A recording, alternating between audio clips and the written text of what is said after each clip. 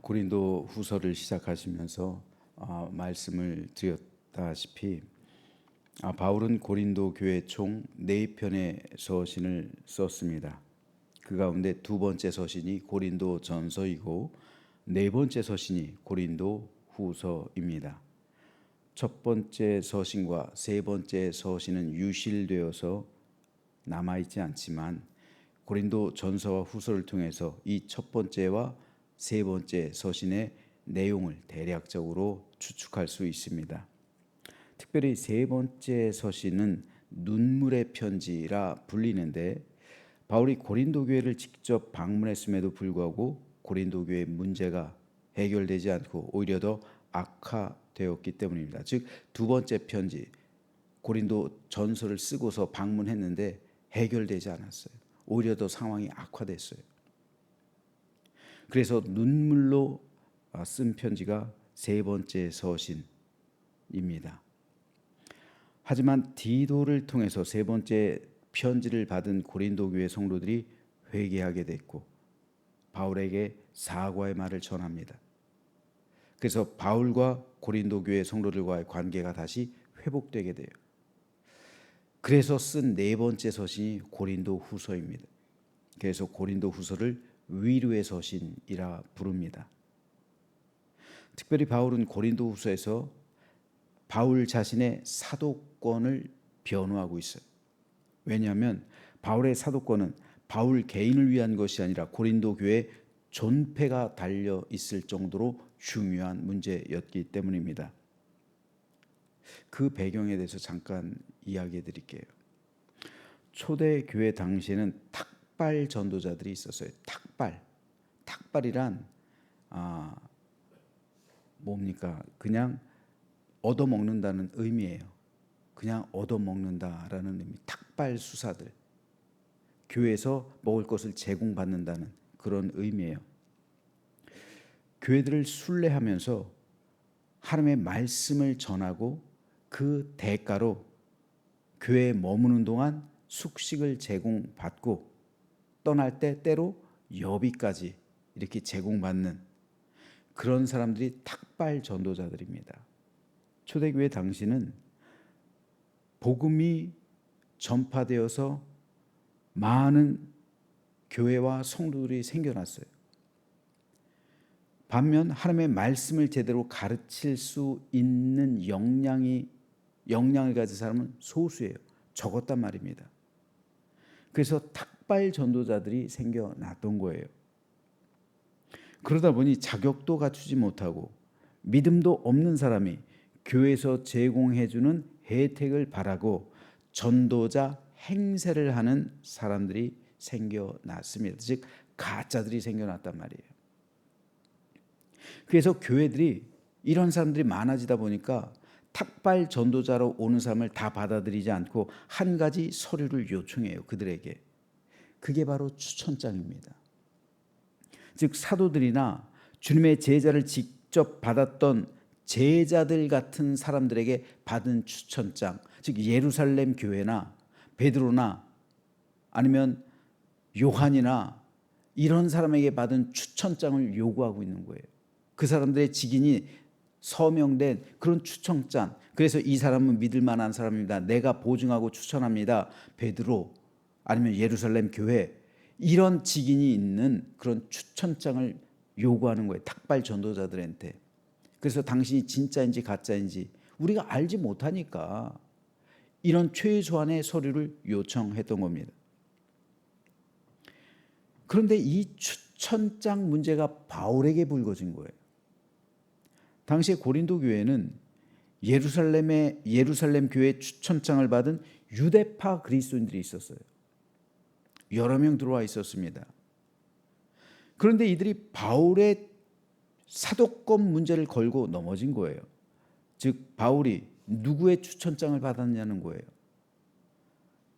사도들 가운데 바울에게 추천장을 준 사람이 없다는 거예요. 예루살렘 교회도 바울에게 추천장 준 일이 없다는 거예요. 자기 자신을 스스로 사도라고 부른다는 거예요. 누구도 예루살렘 교회에서 바울에게 사도권을 준 적이 없다는 거예요. 사도로 삼은 적이 인정한 적이 없다는 거예요. 실제로 그랬어요. 실제로 예루살렘 교회에선 바울에게 사도라고 부르지 않았어요. 바울을. 그래서 고린도 교회 성도들은 이들에 의해 바울의 사도권을 의심하기 시작합니다. 그리고 추천장이 없는 바울을 대적하게 된 거예요. 이에 바울이 뭐라고 말합니까? 여러분이 바로 나의 추천장이라고 말하는 거예요. 다른 사람이 써준 추천서가 뭐 그리 중요하겠느냐는 겁니다. 그들이 써준 추천서는 한낱 종이와 먹으로 쓴 것이라는 거예요. 심지어 그것은 위조할 수도 있다는 겁니다. 실제로 거짓 교사들은 추천장을 위조하기도 했어요. 그렇죠. 이 사람들이 뭐 베드로의 사인을 어떻게 알아봐요. 예루살렘 교회가 추천합니다. 그 내용을 위조하면 뭐 알아볼 수가 없잖아요. 하지만 바울의 추천서는 절대 위조할 수 없는 바울 자신의 사역의 열매라는 겁니다. 그 추천장이 바로 고린도 교회와 성도들이라는 거예요. 그래서 바울은 여러분이야말로 우리를 천거하여 주는 추천장입니다 라고 고린도후서에서 기록하고 있습니다. 이어서 바울은 오늘 우리가 읽은 4장 1절 2절에서 복음 전도자로서 자신이 어떤 자세로 사역을 하고 있는지 이렇게 고백하고 있어요. 그러므로 우리가 이 직분을 받아 긍휼하심을 입은 대로 낙심하지 아니하고. 여기서 바울은 참된 사역자의 올바른 두 가지 태도에 대해서 말하고 있는데, 첫째, 어떤 상황 속에서도 낙심하지 않는다는 겁니다. 바울은 고린도 교회를 향해 무려 4편의 서신을 쓸 정도로 고린도 교회는 바울의 머리를 아프게 했어요. 바울의 마음에 걱정과 근심이 되는 교회였습니다. 바울은 고린도에 1년 6개월 동안 있으면서 낮에는 일하고 밤에는 말씀을 가르치면서 고린도 교회를 세웠어요. 바울이 자비량으로 교회를 세운 데는 고린도 교회가 유일해요. 왜냐하면요, 그 당시는 후원 제도가 있었어요. 고린도 교회는 이 후원 제도 굉장히 잘 알고 있었던, 즉 내가 누군가를 후원해주고 그 대가로 그는 나에게 어떠한 이 주종관계가, 상하관계가 형성되는 거예요. 바울이 이걸 받지 않았던 이유가 이거예요. 상하관계가, 즉 후원해주는 대가로 그에게 복종하고, 이 관계가 형성되는 것을 바울이 원하지 않았기 때문에 차라리 안 받은 거예요. 그래서 안 받은 거지, 다른 교회들에선 받았잖아요. 빌립보라든지 에베소라든지. 그런데 고린도 교회에서는 이 후원 제도가 너무 익숙해 있었기 때문에 내가 바울을 후원해 준다는 것은 이 주종관계, 상하관계가 이게 성립이 되는 거기 때문에 바울이 이걸 거부한 거예요. 그 정도로 고린도 교회는 아주 이상한 의식을 가지고 있었어요. 그래서 자비량으로 할 정도로, 그들에게 받는 후원을 거부할 정도로 고린도 교회는 좀 인간적이고 세속적인 그런 교회였어요. 그럼에도 바울에게 돌아온 것은 인격적인 모욕, 수치, 모멸감이었습니다. 바울은 고린도 교회에 침투했던 거짓 교사들에게 모함을 받았어요. 정통 유대파 그리스도인들에게도 핍박을 받았어요. 비난을 받았어요. 그럼에도 바울이 견딜 수 있었던 이유는 바울의 고백과 같이 낙심하지 않았기 때문입니다. 낙심하지 않는다는 건 포기하지 않는다는 거예요. 낙심하지 않는다는 건 버리지 않는다는 겁니다. 심한 모욕과 수치 가운데서도 낙심하지 않는 이상 바울은 고린도 교회와 성도를 포기하지 않아요. 그런데 어떻게 이럴 수 있었을까요, 바울이? 바울은 그 이유를 내가 하나님의 긍휼하심을 입었기 때문이라고 말합니다. 바울은 나는 죄인 중에 괴수라고 고백하는 사람입니다. 왜입니까? 스데반의 죽음을 결정한 사람이 바울이에요. 많은 그리스도인들 박해하고 핍박한 사람도 바울이었기 때문입니다. 그런 바울이 사도가 됐어요. 하나님의 복음을 전하게 됐습니다. 이것은 전적인 하나님의 은혜요 긍휼 때문이었습니다. 그래서 바울은 내가 하나님의 이 긍휼하심으로 이 거룩한 직분을 받았기 때문에 어떤 환난이나 고통이 와도 나는 절대 포기하지 않거나 낙심하지 않겠다 다짐한 겁니다. 오늘 우리 역시 마찬가지입니다. 우리가 살아가다 보면 낙심될 때가 많아요. 가정에서도 심지어는 교회에서도 낙심될 때가 있습니다. 사회에서는 더합니다. 그리스도인으로서 세상을 정직하게 살아가기가 얼마나 버거운지 몰라요. 그러다 보니 세상에서 낙심할 때가 많습니다.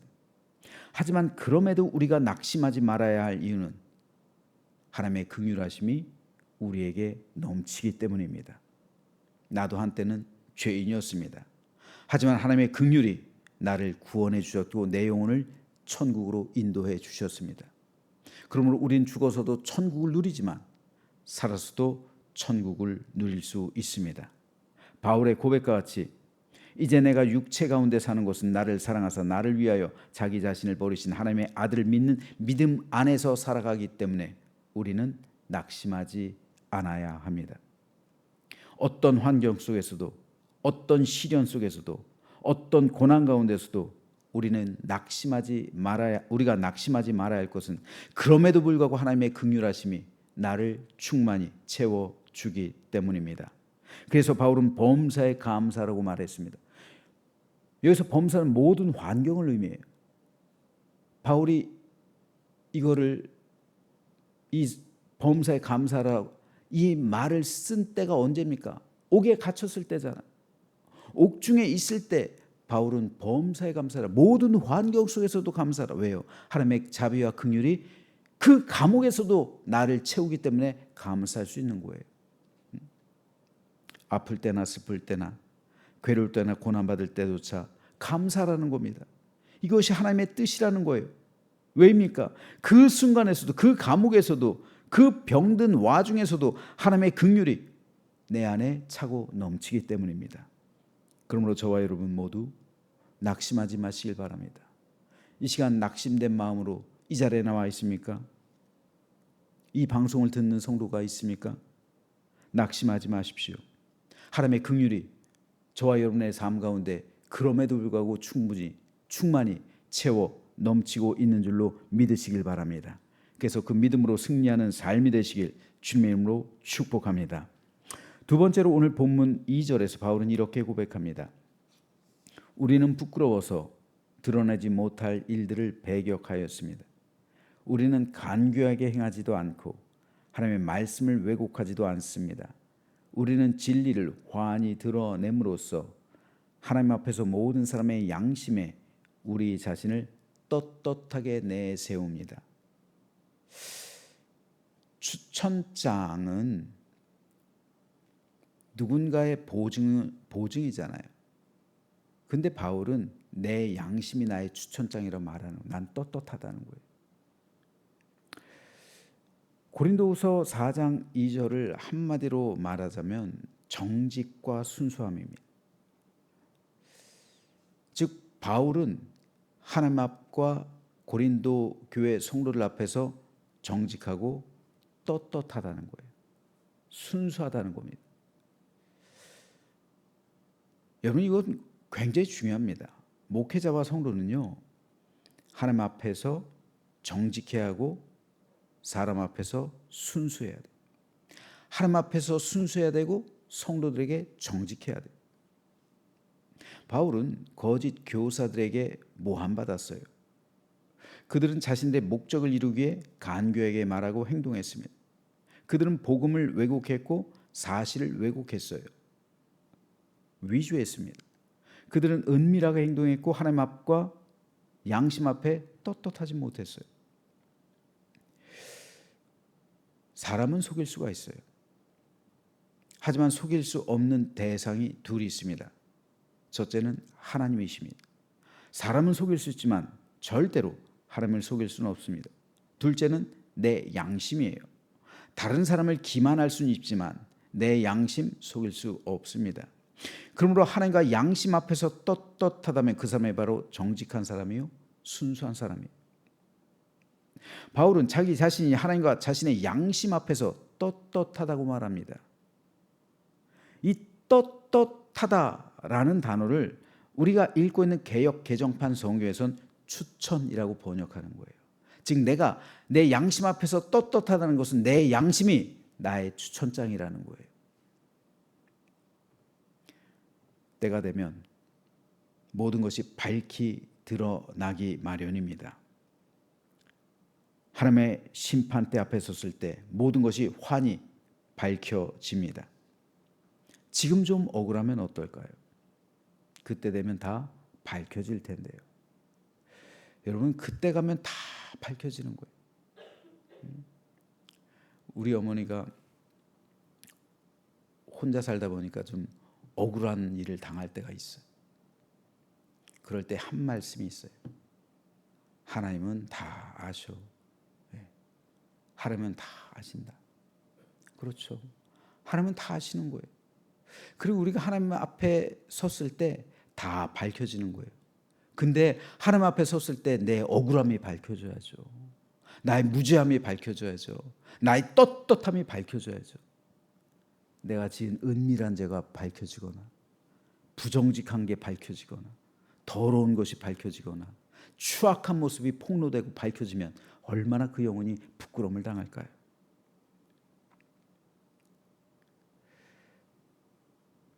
이런 마음이 바울에게 있었던 거예요.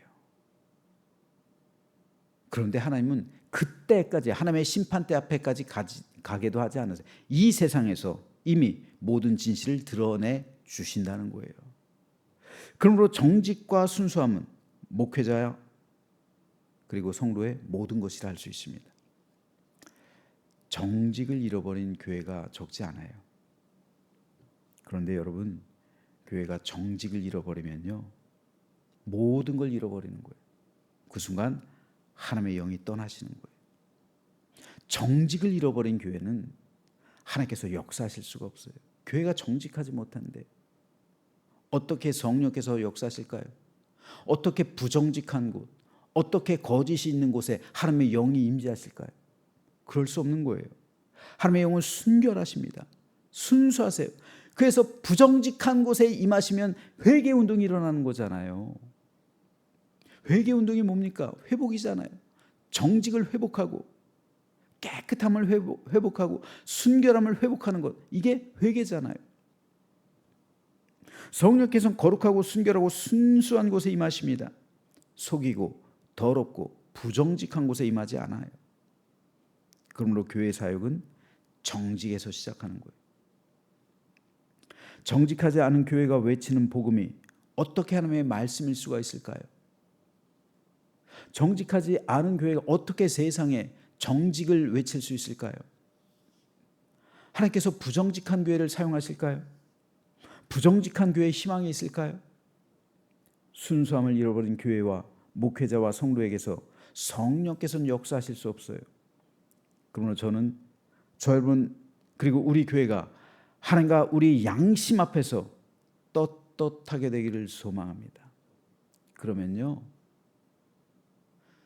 두려워할 게 뭐가 있어요? 우리가 떳떳한데 내 양심이 떳떳하고 내가 하나님 앞에서 심지어는 떳떳한데 하나님 앞에서 떳떳하다는 이 말을 사용하기 참 쉽지 않아요.